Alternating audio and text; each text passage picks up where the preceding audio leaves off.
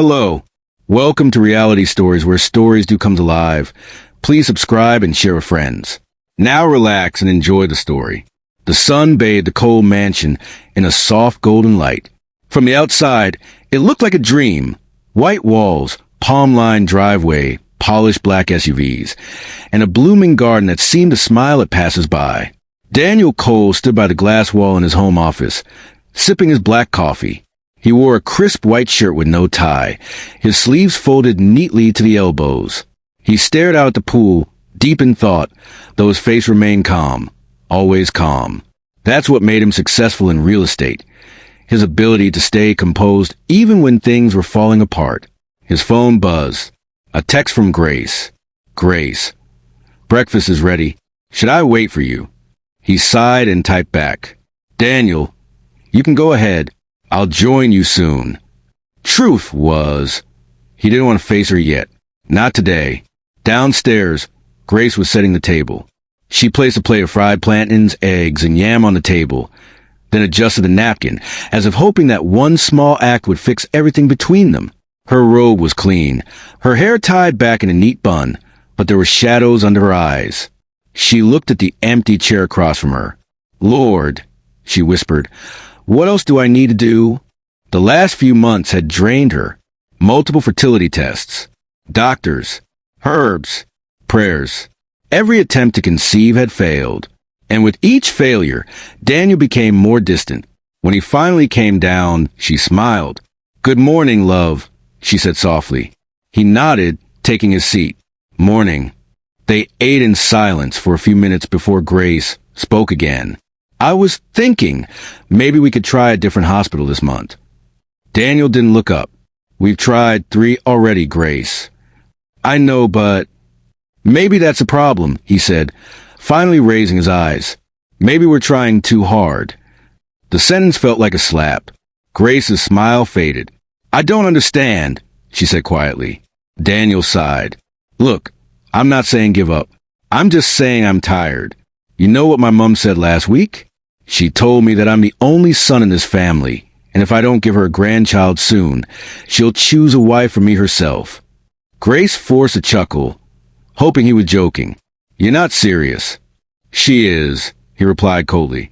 And maybe she's right. We've been married for 5 years, Grace. 5. Her throat tightened. So you think I'm a problem? I don't know what to think anymore.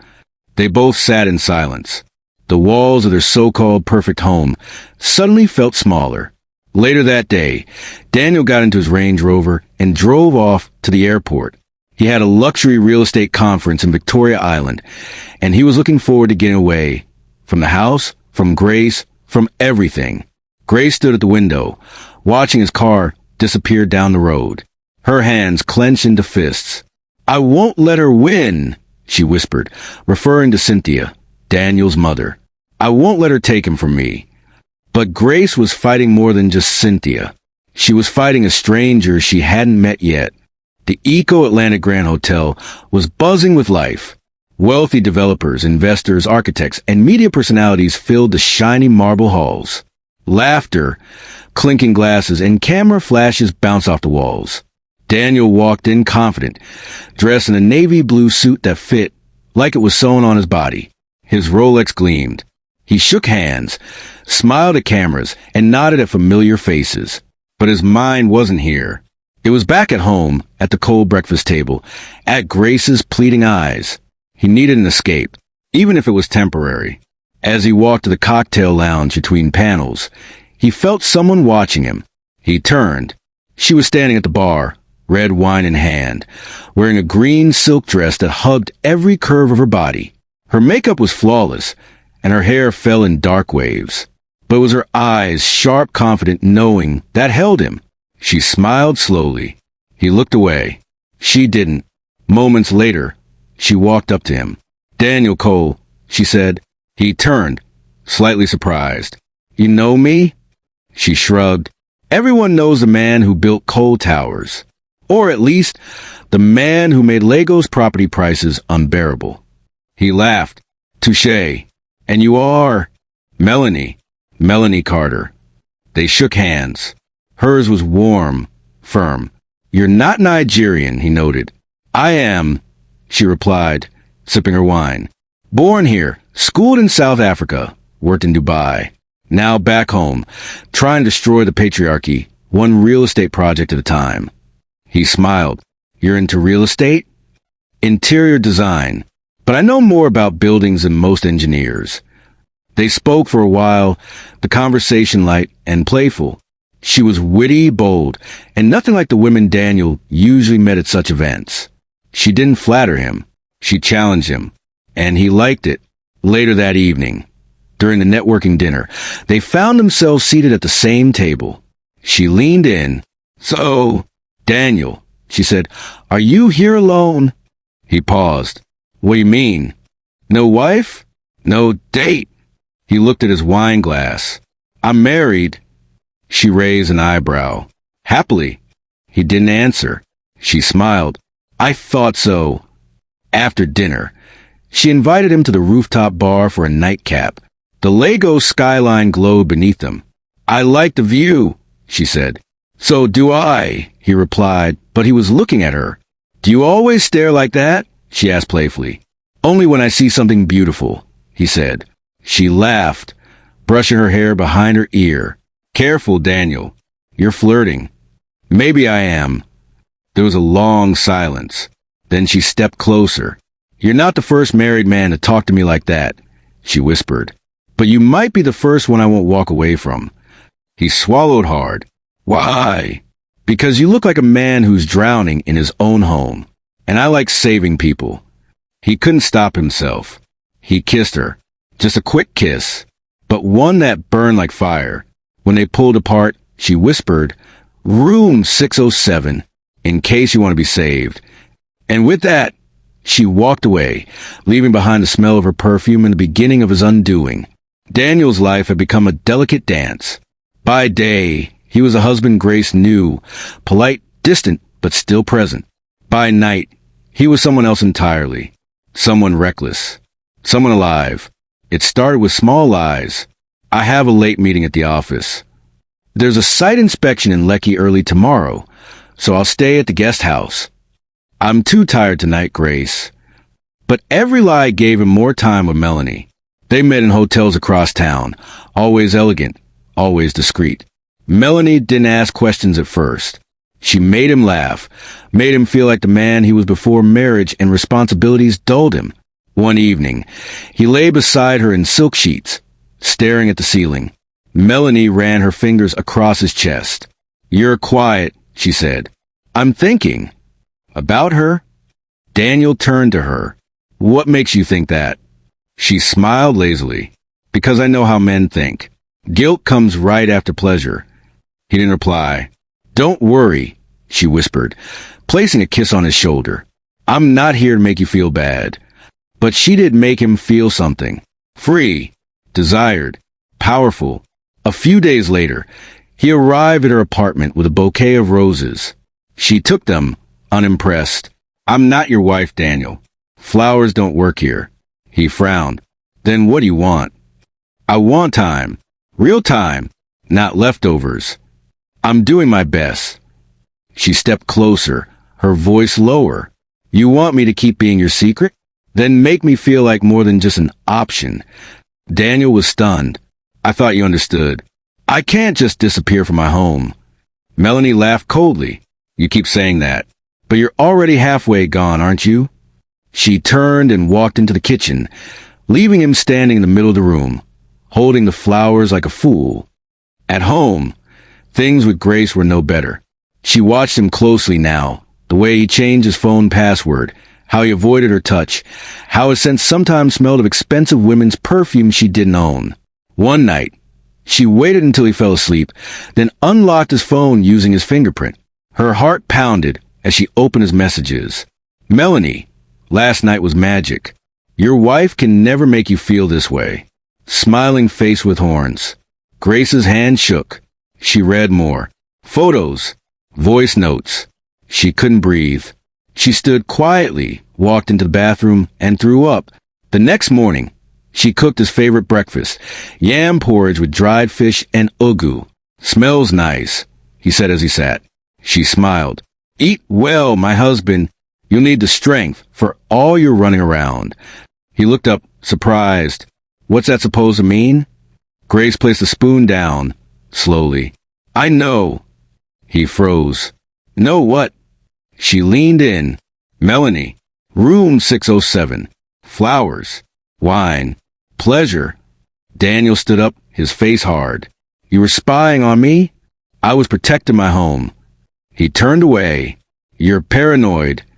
Say her name and look me in the eye, Daniel. He didn't.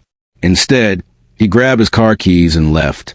Grace sat alone, her hands clenched tightly around her cup and whispered, God, I'm losing him. But she didn't know she had already lost more than that. The next Sunday, Grace sat alone in the second row of Fire Spring Ministry, a quiet church tucked behind a market street. She wore no makeup. Her eyes were swollen. Her soul was heavy. After the service, she waited patiently as the congregation filed out. When everyone was gone, she walked the altar and knelt. Lord, I don't even know what to say anymore. I did everything they told me. I fasted. I prayed. I obeyed. Why is this happening to me? A soft voice interrupted her. You're looking for answers, the voice said. She turned and saw Pastor Jude, the young but respected spiritual leader of the church. He wore a simple white shirt and trousers, no flash, just presence. Yes, Pastor, Grace said, tears already falling. I think my marriage is under attack. Pastor Jude sat beside her on the altar steps. Tell me. She told him everything. The infertility, the pressure, the coldness, the betrayal. He nodded slowly, his eyes full of calm wisdom. There is a woman, he said finally. She has entered your husband's heart, but her purpose is not love. It's destruction. Grace's eyes widened. You know her? I don't need to know her name. I know her spirit. She was sent to break what God joined. Grace covered her mouth. So what do I do? You pray, he said firmly, but not like before. This time, you pray from the depth of your pain. You go into battle. He reached into his Bible and pulled out a small folded paper. This is a 7-day midnight prayer guide. You wake up, you cry out, and you war. Grace nodded, holding the paper like a lifeline. God will fight for you, he said. Back at home, the war was just beginning. Cynthia Cole, Daniel's mother, stormed into the house without knocking. She was dressed in lace and gold, with fire in her eyes. I'm tired of this nonsense, she shouted, pointing at Grace. 5 years and nothing. No baby, no joy, just bad luck. Grace stood still. Good afternoon, Ma. Don't greet me, Cynthia barked. You've held my son captive long enough. Every time I pray, God tells me it's you. You're the blockage in his life. Grace blinked back tears. I'm doing all I can. Well, it's not enough, Cynthia snapped. Let me tell you, a woman who cannot give a man a child has no right to keep him from his destiny. Daniel came down the stairs, half-dressed. Mom, what are you doing here? Trying to save you, she shouted. You're losing your legacy. You think I don't know about that girl you're seeing? Good. At least someone might give me a grandchild. Daniel rubbed his face. Please, not today. Cynthia turned to Grace again. Mark my words. If you don't carry a child by the end of this year, you will leave this house. I will not bury my family name because of your weakness. She turned and walked out, slamming the door. Grace collapsed onto the couch. Silent, shaking. Daniel said nothing. He just stood there. I'm sorry, he whispered, but she didn't respond. Later that night, Grace lit a single candle, opened Pastor Jude's prayer guide, and knelt by the window. Through tears, she whispered, Lord, I will not lose my home. Show me the hidden enemy. Expose every darkness in my marriage. Fight for me. As the candle flickered, the shadows in the room danced silently, like they were listening. And in the distance, Melanie smiled to herself in her bed, because Grace had just declared war. Daniel thought he was in control. He thought Melanie was just a sweet escape, someone he could visit, enjoy, and leave behind whenever he pleased. He was wrong. Melanie was no longer waiting for his calls. She was making moves on her own. One Friday afternoon, Daniel was at his office, going over architectural proposals when his assistant knocked. "Sir, there's a lady here to see you. She said you invited her." "I didn't schedule anyone," he replied without looking up. She insisted. "Her name is Melanie." Daniel's heart skipped. "Send her in." Melanie walked in, wearing a fitted red dress and confidence like perfume. The two junior staff at reception had watched her enter with wide eyes. She looked like a movie star, and she knew it. "Surprise," she said, walking toward him. "Melanie, what are you doing here?" he asked in a hushed voice, already rising to close the blinds. "I missed you," she said with a pout. "Is that a crime? You can't just show up at my office." She laughed softly, perching on the edge of his table. "You said you wanted something real. Real doesn't hide." "I never said that." She leaned in. "You did. With your body. With your eyes." Daniel sighed, rubbing his forehead. "This is my workplace." Melanie stood and walked behind him, running her hands across his shoulders. "Then let me help you relax." Just then his phone buzzed. It was Tund. Daniel ignored it. "Let me take you to lunch," Melanie whispered. "I'm busy." She frowned. "Too busy for me?" He looked at her, suddenly irritated. "I said I'm busy, Melanie." A shadow passed through her eyes, quick but visible. She picked up her purse, straightened her dress, and smiled tightly. "Fine, I'll go, but don't make me feel unwanted, Daniel. I don't handle rejection well." As she walked out, Daniel felt something cold crawl up his spine, but he shrugged it off. It was probably just guilt. Later that week, at a small dinner with friends at Tund's place, Melanie showed up uninvited. Daniel froze when she walked through the door, confidently holding a bottle of wine. "Melanie?" he asked, rising from his seat. She smiled. "Hi, babe. I thought you said you were with old friends tonight, so I decided to bring something sweet." Tund, seated at the other end of the table, narrowed his eyes. "Daniel, you brought her?" he asked sharply. I didn't." "Well, she found the address," Tund said flatly. Melanie laughed. "Oh, don't be dramatic. It's not a crime to surprise someone." But the room had already gone tense. After dinner, Tund pulled Daniel aside. "You need be careful," he said. "She's not just a fling. She's playing a long game." Daniel snapped. "What are you talking about?" Tund lowered his voice. "I've seen this before. Women who push themselves into your life, into your space, into your circle, they're not just in love. They're dangerous." Daniel scoffed. "You're just jealous." Tund stepped back, stunned. "Jealous? Of what?" "A woman who treats you like a puppet." "She loves me." Tund stared at his friend. "No, she owns you, and she's cutting you off from everyone who cares." Daniel walked away. Melanie was already waiting by the car, smiling sweetly. "Is everything okay?" she asked. He nodded, forcing a smile. "Yeah, everything's perfect." But it wasn't.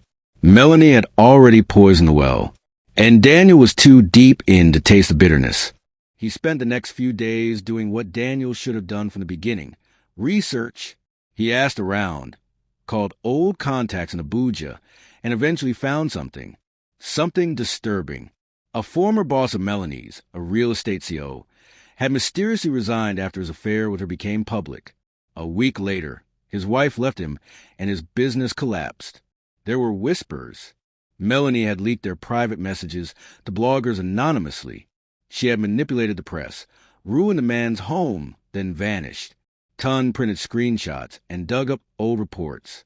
When he met Daniel at a lounge the following night, he was ready.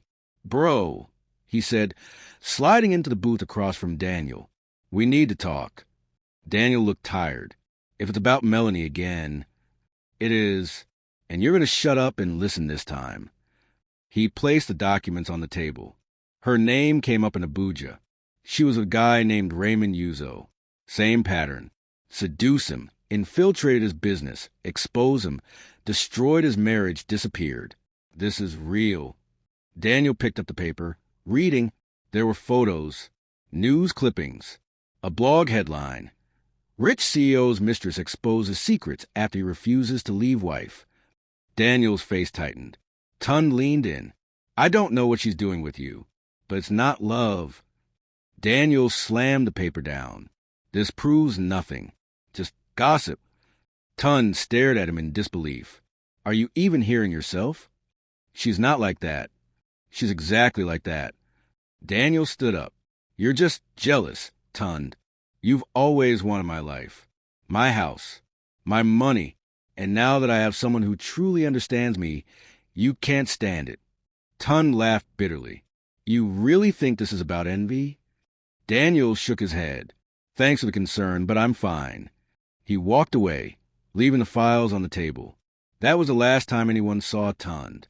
3 days passed. Then 4. Grace called his phone. No answer. Daniel called 2. Straight to voicemail. On the 5th day, Tun's younger sister posted on WhatsApp, Please, if anyone has seen my brother Tun, contact me. He hasn't been home since Saturday. We're worried. Daniel sat on the edge of his bed, staring at his phone. Something cold gripped his chest. He called again. Nothing. He called Tun's girlfriend. No one has seen him, she sobbed.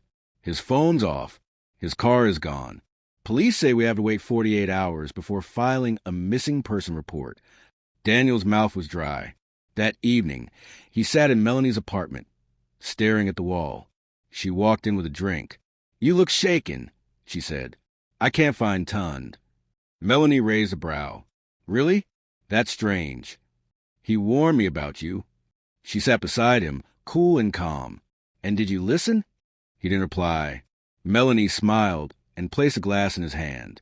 I told you, she whispered. Some friends are just poison.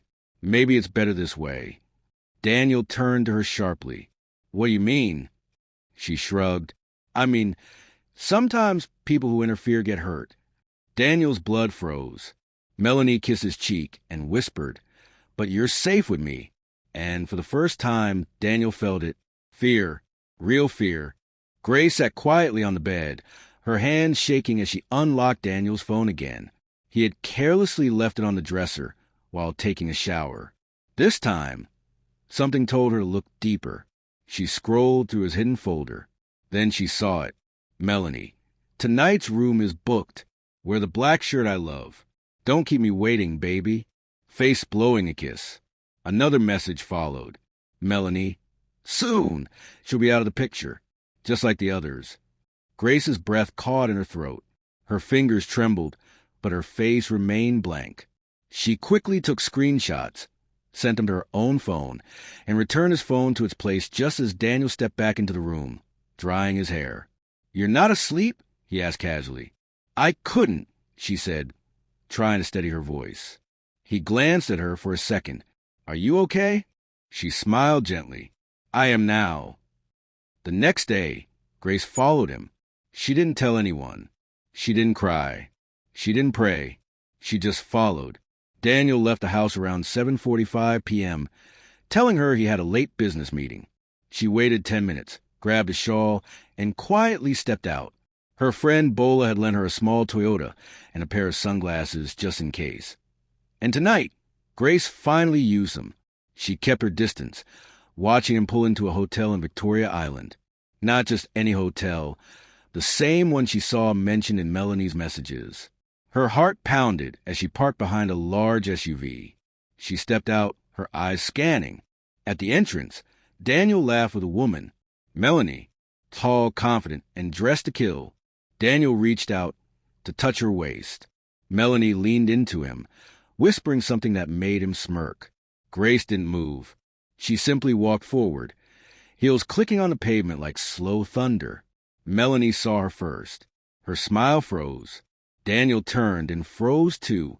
Grace? He stuttered, taking a step back. Melanie crossed her arms, unfazed. In fact, she smirked. Grace's voice was calm, almost cold. So this is your late meeting? Daniel struggled. Grace, I can explain. No need, she said, holding up her phone. I already read the full story. She turned to Melanie. I hope you're proud of what you've done. Melanie raised a brow. Oh, I haven't even started. Daniel flinched at her tone. Grace didn't. She nodded slowly. You're not a threat, just a phase. Melanie leaned in, smiling wickedly. Sweetheart, I'm not a phase.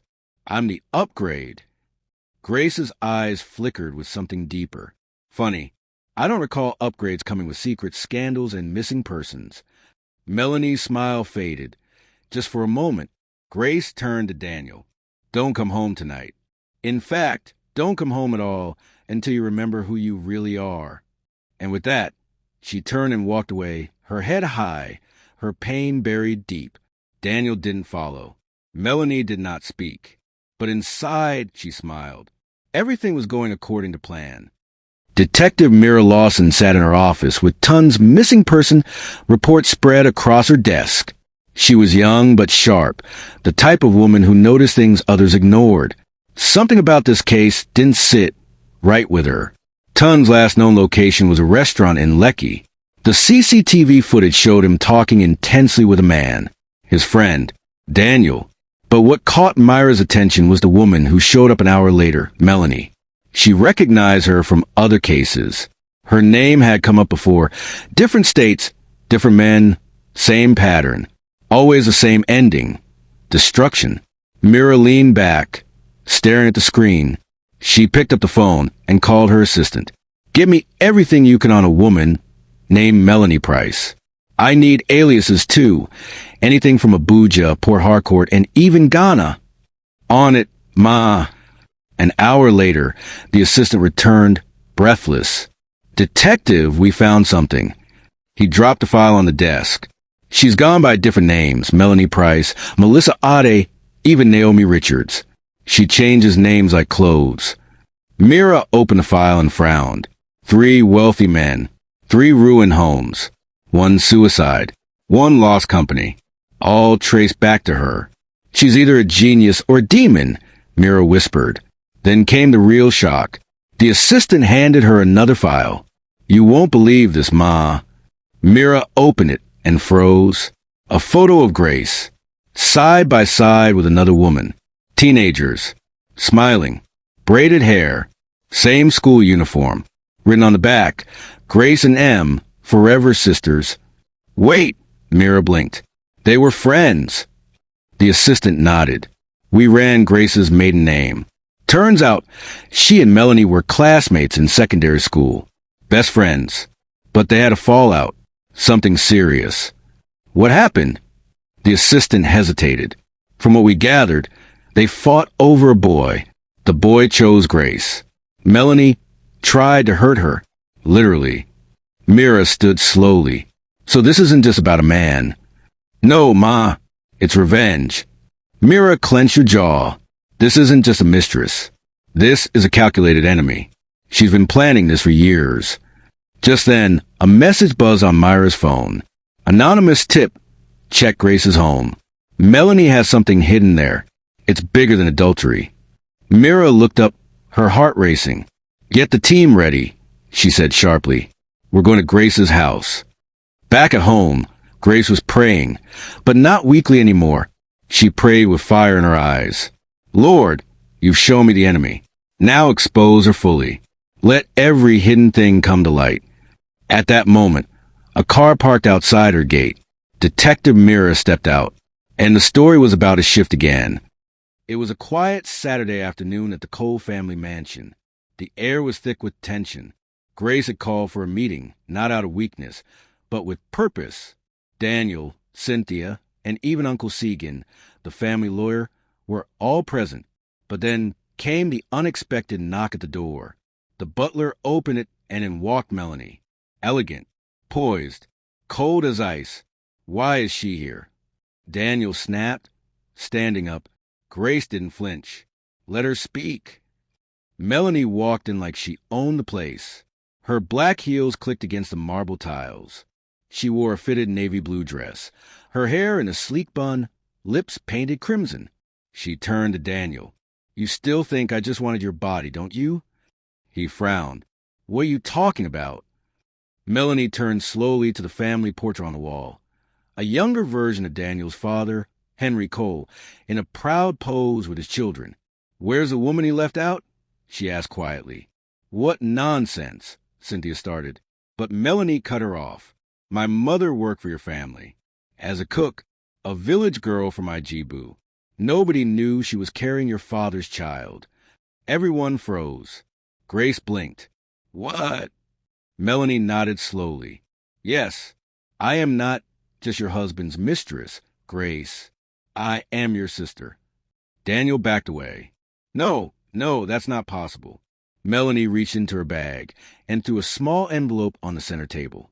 DNA results. Do your own test, if you want. Cynthia picked up the paper with trembling hands. Her lips moved as she read. Her face paled.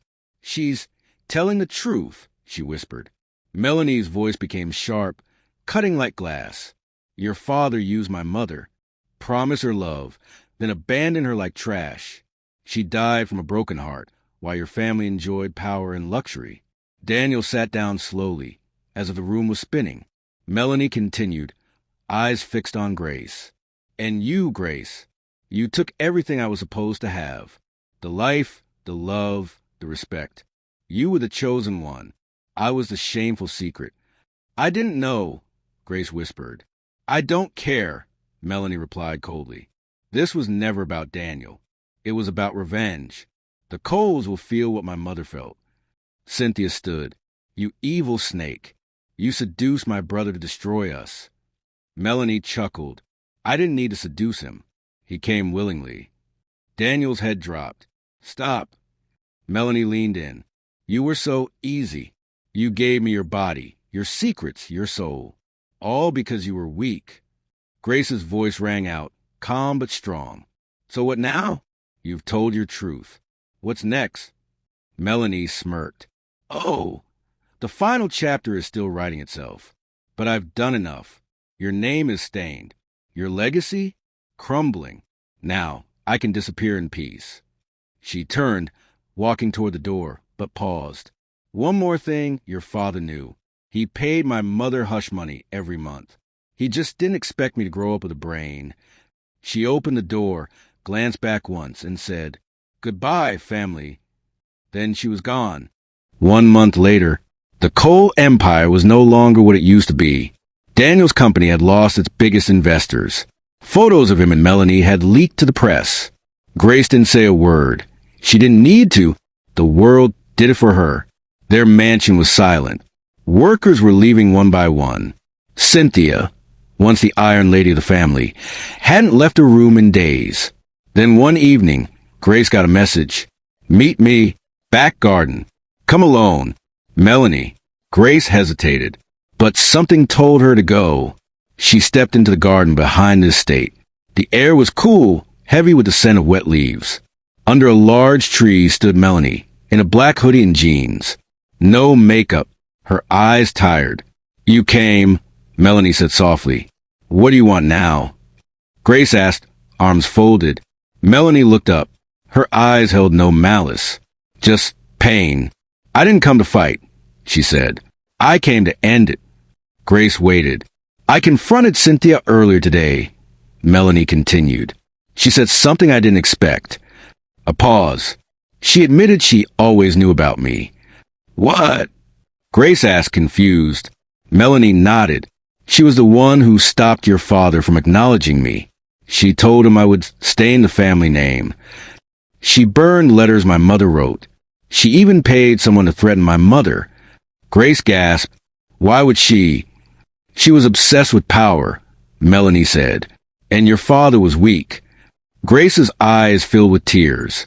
I didn't come to destroy you, Melanie whispered. Only them. You still destroyed everything, Grace said quietly. I had to, Melanie replied, or I'd never be free. Silence. Then Melanie stepped closer. Grace, you were innocent. I see that now. Grace looked away. Her voice trembled. What do you want from me? Melanie smiled sadly. Nothing. I'm leaving Nigeria tonight. I just wanted to say goodbye. To my sister. For a moment, neither moved. Then Melanie did something unexpected. She reached out, gently placing something in Grace's hand. It was a small bracelet. Worn, old, but familiar. Our mother gave this to me. Said one day I'd find the other half. Grace opened her palm. Tears filled her eyes. I have the other one, she whispered. They stood in silence.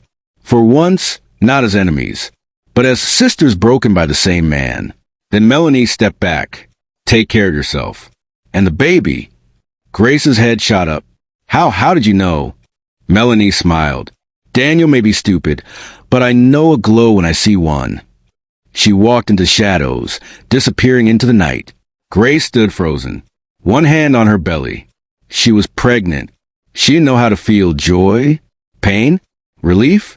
She walked slowly back into the house. Inside, Cynthia was sitting in the dark. I heard everything, Cynthia said, her voice hoarse.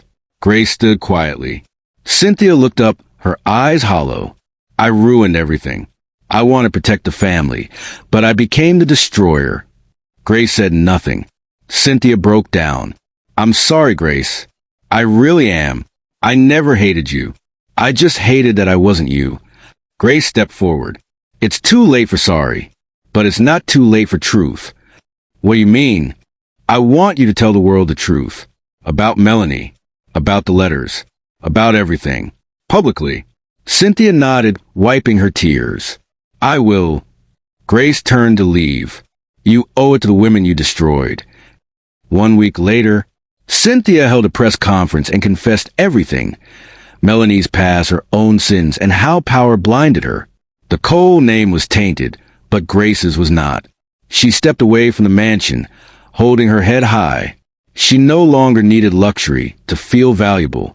As she stood by her car, looking at the house behind her, Uncle Segan approached. There's something you should know, he said. What? Your husband didn't inherit everything. There's land in your name, left by your late mother-in-law. She always loved you. Grace smiled faintly. I don't need land. I just need peace. She turned away, a soft wind brushing her hair. The ashes of the Cole Empire swirled behind her, but inside her, new life was growing. A second chance. A better legacy.